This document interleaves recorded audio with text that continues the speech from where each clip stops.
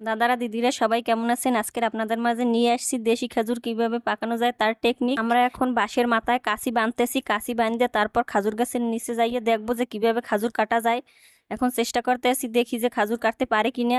আসলে খাজুরের ছড়িগুলো এতই পিছলে যে খাজুর কাটতে পারতেছি না, অনেক চেষ্টা করতে আসি কিন্তু কোনোভাবেই পারতেছি না। কি করা যায়? এখন চিন্তা করে দেখলাম যে গাছে না উঠতে খাজুর কাটা যাইবে না। এখন গাছে ওঠার প্রস্তুতি চলতে আছে, দেখি আমাদের গণেশবাবু কত দূর সফল হয়।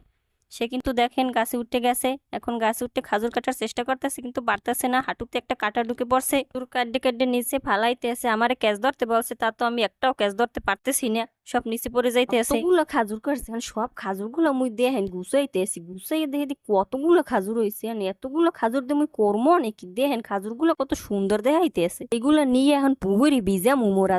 আর ভিজানোর আগে মোরা একটু কাপলু পাতা দিয়ে এলাম, কারণ বুড়া বুড়িতে কইছে কাপলু পাতা দিয়ে ভিজাইলে নাকি তাড়াতাড়ি পাকে খাজুর। কিন্তু কথাটা কতটা সত্য হ্যাঁ জানি না, মোরা এখন কাপলু পাতা দিতে আসি। দেখেন কথাটা কতটা সত্য হ্যাঁ আপনারা কমেন্টে জানাই যাইন।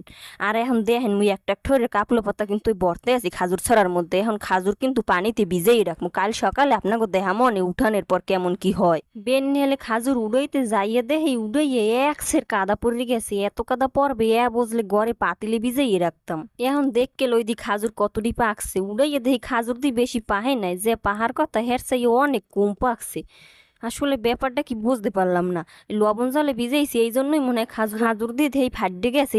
বুঝলে লবণ জলে ভিজাইতামই না। আপনারা মোর মতো কেউ ভুল হারবেন না, লবণ জলে মনের ভুলেও ভিজাইবেন না। এখন মোরা জাকরানি দিয়ে পাহা খাজুর কয়টা নিচে ফালাইতে আসি, আর ওই খাজুর আর যে কয়টা পাহে না সে কয়টা ছড়াই থাকি যাই। খাজুর গুলা দোয়ার পর ভালোই দেখাইবেন। এতক্ষণ ধৈর্য ধরে আমার ভিডিও দেখার লাগে আপনাকে ধন্যবাদ। আশা করি ভালো থাকবেন সবাই।